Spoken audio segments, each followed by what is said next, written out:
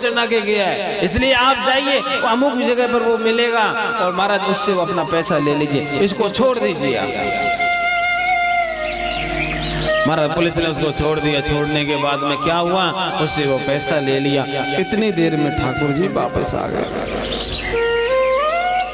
अब ठाकुर जी का आना हुआ, भिखारी कहने लगा महाराज आज मैंने देख लिया आप खड़े रहते हो लेकिन कितनी मुसीबत झेलते हो, आप ही जानो प्रभु। क्या मुसीबत हो गई भैया, क्या कर दिया? उसने कहा महाराज क्या बताएं, लोग आते मांगते हुए आते, वो तो ठीक है चल जाएगा सुन लेंगे, लेकिन आज जो दिन में हुआ वाक्य महाराज मैं और प्रभु आपको बता देता हूँ, आप भी होते तो आप भी नहीं सहन करते ये बात। तो भगवान के लिए क्या कर दिया तुमने, कुछ गड़बड़ तो नहीं? अरे महाराज गड़बड़ नहीं किया, जैसे तैसे सिलटाया है काम, मैंने जो फैसला करके दिखाया जैसे तैसे हुआ है मेरे प्यारे। क्या हुआ है? जैसे तैसे वो फैसला करा है मैंने। भगवान कह रहा भैया मुझे तो लगता है तेने कुछ ना कुछ तो गड़बड़ किया है, तेने कुछ ना कुछ तो गड़बड़ किया भाई। उसने कहा बताओ क्या हुआ था? उसने कहा महाराज एक सेठ आया और उसने ये वो जितना नोट चढ़ाया उसका बटुआ गिर गया, और फिर महाराज एक बहुत गरीब आया वो उठा कर ले गया, लेकिन उसके बाद दूसरा सेठ आया वो पुलिस लेके सारा वाक्य सुना दिया, और सुनाने के बाद में कहने लगा महाराज मैंने बहुत बड़ा काम किया, उस व्यक्ति को बचा लिया जो सेठ जी जेल में जा रहा था। भगवान कह रहा मैंने कहा था ना तो कुछ भी मत करना, कर दिया ना तूने कबाड़ा पूरा, खत्म कर दिया मेरा काम। क्या हो गया प्रभु? अरे बाबले आदमी तेरे को पता नहीं है, मैंने बहुत अच्छी व्यवस्था करके रखी थी। जो लंबी गाली वाला था ना वो बहुत बड़ा कंजूसड़ा था, इतना कंजूस व्यक्ति कि जिसने 1 रुपए का कभी किसी को नहीं दिया।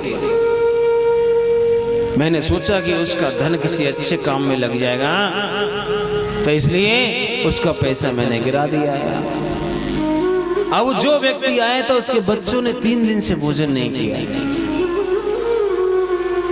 वो बड़ा परेशान व्यक्ति था। उसके लिए मैंने सोचा कि 2-4 महीने की व्यवस्था हो जाएगी तो मैंने उसको वो पैसा दिलवाना था। वो कहने लगे हमारा बात तो ठीक है, लेकिन उस तीसरे का क्या काम जो बेचारा जेल में जाएगा? उसने कहा सबसे बड़ा फायदा तो उसका ही है। क्या फायदा है? आज वो जो सेठ है जो जेल में जाने वाला था वो सेठ आज विदेश जा रहा है, और वो भी समुद्र के रास्ते से, और समुद्र में आज तूफान आने वाला है, और जो सेठ है वो मेरा भक्त है। जो सेठ है वो मेरा भक्त है। अब वो महाराज समुद्र में तूफान आएगा तो वो डूब जाएगा जिस जहाज में जाने वाला है। वो जो जहाज है ना वो डूबने वाला है, इसलिए मैं सोच रहा था कि मेरा भक्त बच जाएगा, जेल में चला जाएगा तो वहां नहीं जाएगा, लेकिन तूने सारा व्यवस्था मेरी खराब कर दी। अब देख उसके बच्चे भूखे मरेंगे। वो जो व्यक्ति गया है ना जहाज में बैठ करके, वो जहाज डूबेगा, वो मरेगा, और वो कंजूसला व्यक्ति है उसको कोई फर्क नहीं पड़ेगा। भिखारी कहने लगा महाराज गलती हो गई प्रभु माफ करना, मैं क्या जानता। भगवान कह रहे मैं तेरे को समझा तो रहा था, मेरी जगह पर कोई दूसरा और व्यक्ति काम नहीं कर सकता। क्यों? क्योंकि मेरी व्यवस्था अपनी होती है। राधे राधे बोलना पड़ेगा, और जोर से बोलना पड़ेगा, और जोर से। जरा बताओ उसका जेल में जाना अच्छा था कि व्यापार करने जाना अच्छा है? वो जेल में जाएगा तो जीवन बचेगा, जीवन बचेगा तो उसके बच्चों का समस्या समाप्त हो जाएगी, अपने कुटुंब के साथ में रह पाए। जेल में तो 4-6 दिन रहता है भाई। चोर को कितने दिन रखते हैं पुलिस वाले? 1, 2, 5 दिन, 10 दिन रख सकते हैं बस। मेरे भाई बहन कई बार होता है जब हमारे ऊपर कष्ट आता है तो उसमें भी भगवान की कोई ना कोई इच्छा छुपी होती है। तभी तो संत कहते हैं ना जो होता है वो अच्छे के लिए होता है। हम लोग महाराज सोचते हैं ठाकुर जी हमको दुख दे रहा, नहीं, भगवान कभी किसी को दुख नहीं देता। ठाकुर सदैव हम सबके लिए कोई ना कोई अरेंजमेंट करके रखा है। अब जरा बताइए, मेरा को क्या पता था कि राजेंद्र पार्क में कथा होगी? कभी मैं तो आया नहीं यहाँ पर। हाँ, मेरे को कोई भरोसा नहीं था कि इधर कथा भी हो। आप जैसे भक्त भी मिलेंगे मेरे को। हाँ? लेकिन ठाकुर जी ने अरेंजमेंट करके रखे। और इतना ही नहीं किया, मेरी माँ, जिस जिस घर में मेरे नाम का दाना लिखा है ना, वो दाना मुझे मिलेगा। जिस जिसका एक एक पैसा जो लिखा है वो मेरे तक पहुंचेगा। और प्यारे, मेरे जरिए पता नहीं कहां तक पहुंचेगा। क्यों? कभी मेरा कन्हैया सबका अरेंजमेंट करके रखता है। जिसको जहां जैसे करना होता है वो अपने आप करता रहता है। तभी तो कहते हैं ना, अपने आप को भगवान को सौंप देना चाहिए। प्रभु, हम कर्म करने वाले हैं, आप हमें फल देते रहिए, हम केवल कर्म करते रहेंगे।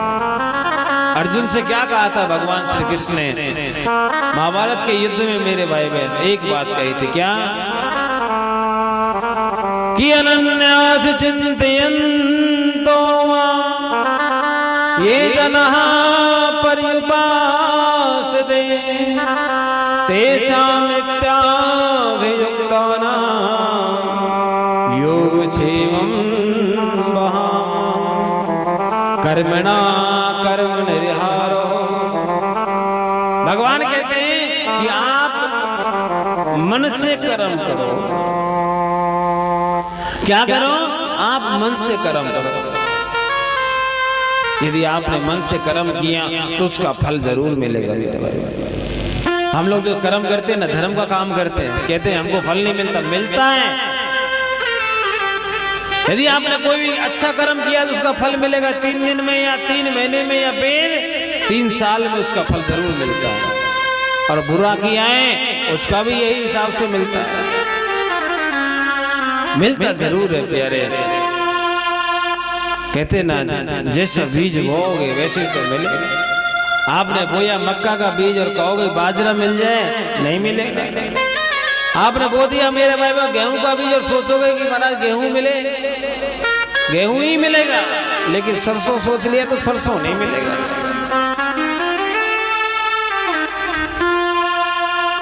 क्या मिलेगा?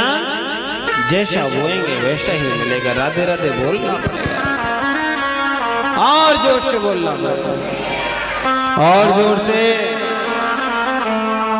बलि राजा ने मेरे भाई बहन गुरु की भक्ति करी और संत की सेवा करी। और तीसरी सेवा कौन सी करी? गौ माता की सेवा करी। गौ सेवा, संत सेवा और मेरे भाई बहन क्या भगवान की सेवा। 3 सेवा के बल पर ठाकुर जी को जीत लिया। कितने बल पर? 3 सेवा के बल पर भगवान को जीत लिया। भगवान को जीता नहीं जाता, लेकिन क्या होता है, भगवान को रिझाया जा सकता है। और बलि के लिए भगवान ने क्या दिया? सुतल लोक में राज दे दिया, जो स्वर्ग से भी अच्छा है। क्या दिया था? सुतल लोक में राज दिया। और मेरे भाई बहन, भगवान ने कहा ये तो मैंने तेरे को अपनी तरफ से दिया है, और तू क्या मांगना चाहता है? किससे बोले भगवान? बलि राजा से। क्या मांगना चाहता है? मांगो ना। तो बलि राजा कहता है, प्रभु मेरी तो एक इच्छा है, क्या कि जब भी मैं महल से बाहर निकलूं और महल के अंदर जाऊं तो तेरा ही दर्शन पाऊं। क्या कह रहा है? जब भी महल से निकलूं और जब भी महल में जाऊं तो तेरा दर्शन पाऊं। भगवान क्या कह रहे हैं?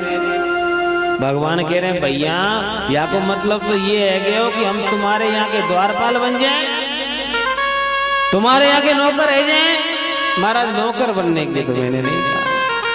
नहीं बनने का क्या मतलब है? ये तो बात तो वही हो गई। भाई कब आओगे कब जाओगे मेरे को क्या पता।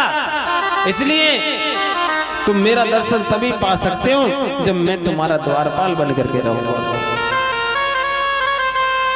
भगवान ने कहा मेरे भक्त की इच्छा है। तो प्यारे क्या हुआ? एक रूप से वामन भगवान बलि राजा के यहाँ सुतल लोक में चले गए और एक रूप से भगवान बैकुंठ चले गए। लेकिन लक्ष्मी जी को महाराज बड़ी डाउट हो गया। क्या हो गया कि भगवान पूर्ण रूप से मेरे पास नहीं है। आप देखते हैं जब पति का जो दिमाग होता है ना कभी खराब होता है तो पत्नी समझ जाती है। क्या होता है, पत्नी समझ जाती है मेरे भाई बहन। पति कहता है नहीं दिमाग खराब मत करे, तो पत्नी समझ जाती है हाँ कुछ न कुछ बात तो है।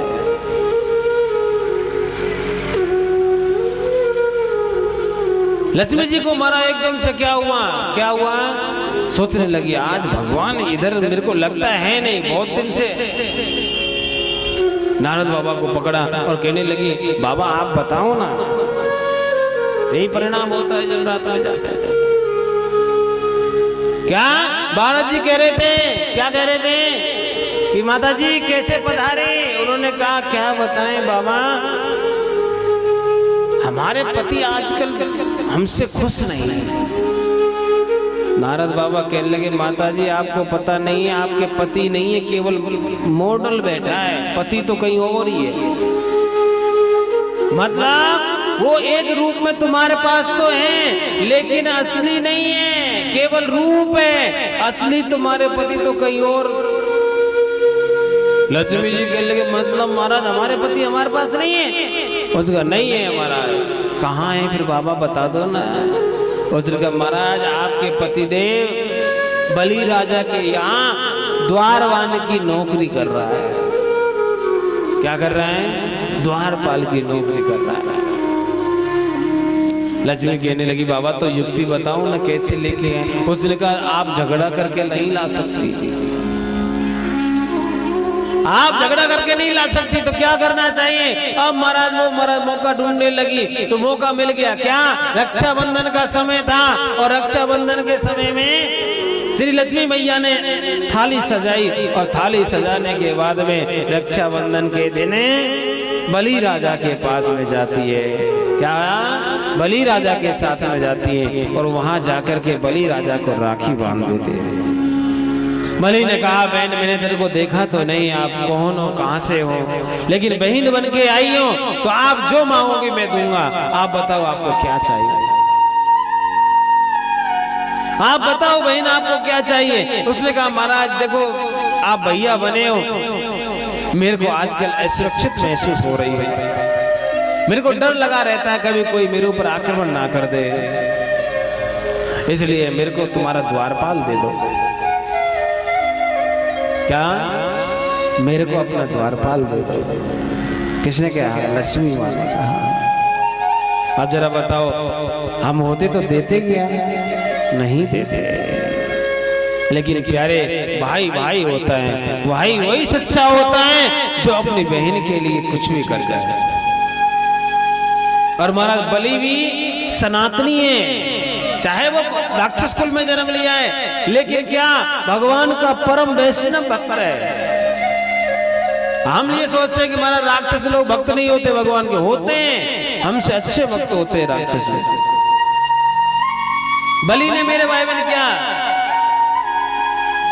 तुरंत कह दिया कि बहन वैसे तो ये बेस कीमती है, मैं आपको क्या बताऊं, बड़ी मुश्किल से मिले थे, 3 लोग दिए थे तब जाकर के ये द्वारपाल मिला था। जरा सोचो कितनी कीमत है इस द्वारपाल की, इसके बदले में कुछ मांग लो ना।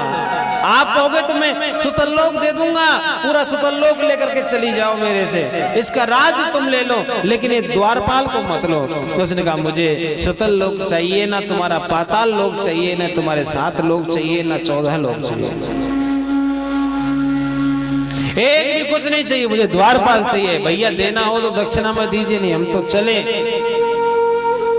उसने कहा बहन राखी का मान तो मैं रखूंगा, ये रक्षा सूत्र मेरे भाई बहन उसी दिन से राखी का त्योहार हम लोग मनाते हैं।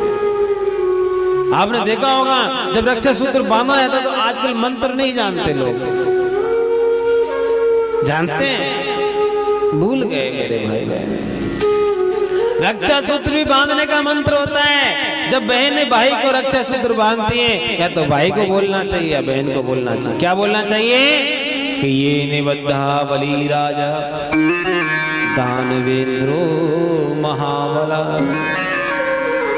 बलि राजा की उसमें महाराज भगवान से कहा जाता है कि ये न बद्दा बलि राजा दानवेंद्रो महाबला तेना त्वामि पिति बंदनामि रक्षमाचल वाचला।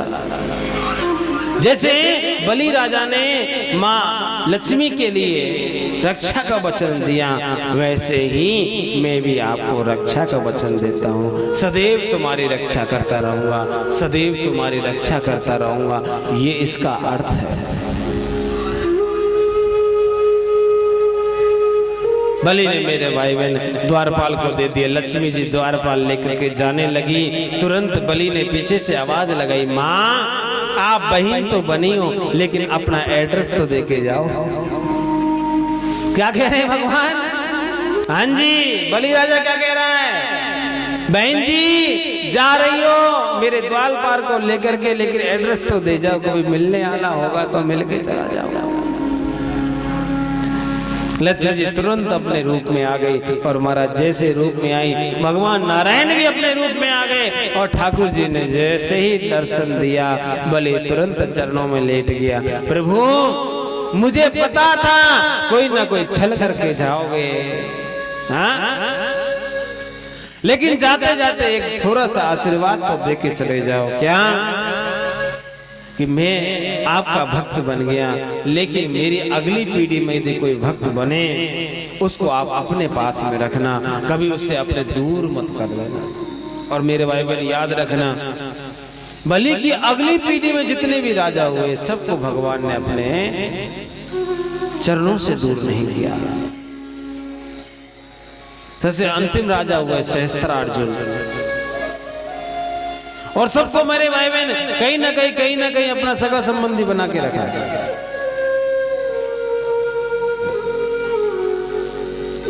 ठाकुर जी महाराज अपने भक्तों को कभी अपने से दूर नहीं करते हैं मेरे भाई बहन, क्योंकि भक्त उनके लिए बहुत प्रिय होते हैं। लेकिन एक बार तो हाथ पकड़वाना पड़ेगा, बिना हाथ पकड़ाए ठाकुर नहीं पकड़ता है।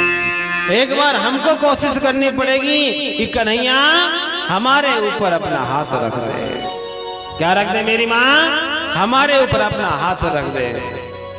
और एक बार कन्हैया का हाथ हमारे सिर पे हो गया तो प्यारे फिर किसी के हाथ की जरूरत नहीं है। कौन कौन चाहता है कि ठाकुर जी आपके सिर पे भी अपना हाथ रखे? चाहते हो तो एक बार भगवान से कह दीजिए क्या कि मेरे सिर पे रख दे बाबा अपने ये दोनों हाथ,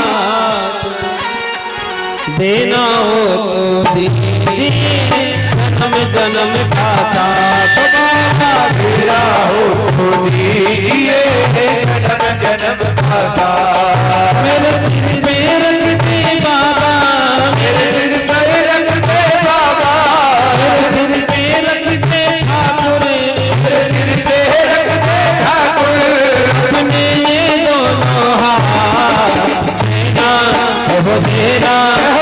देना हो तो दीजिए जन्म जन्म का साथ, बाबा तेरा हो तो दीजिए जन्म जन्म का साथ। ओ अब तो कृपा कर दीजिए जन्म जन्म का साथ, बाबा अब तो कृपा कर दीजिए जन्म जन्म का साथ। और बाकी बिहारी लाल की सभी तालियां से हाथ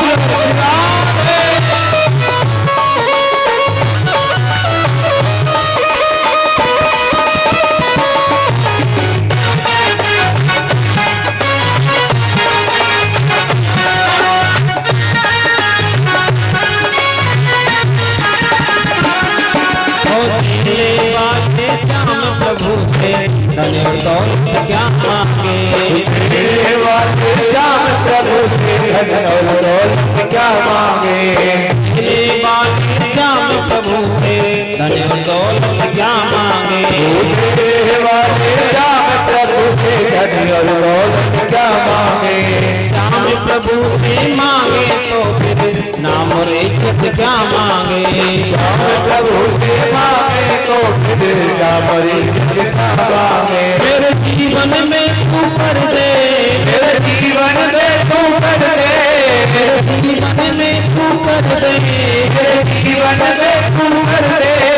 करुणा की बरसा